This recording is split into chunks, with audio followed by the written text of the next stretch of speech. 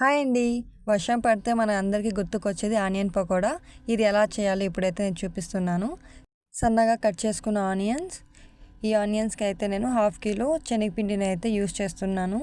దీన్ని వచ్చి బాగా కలుపుకోవాలి, కొద్దిగా వాటర్ వేసుకుంటూ. పిండిని కొంచెం గట్టిగా కలుపుకోవాలి. ఈ విధంగా అయితే కలుపుకున్న తర్వాత ఇందులోకి కొత్తిమీర, కరివేపాకు, పుదీనా వేసి ఇంకొకసారి బాగా కలుపుకోవాలి. ఇంకా ఇందులోకి వచ్చి సాల్ట్, కారం పొడి, కొంచెం బేకింగ్ సోడాను వచ్చి యాడ్ చేసుకోవాలి.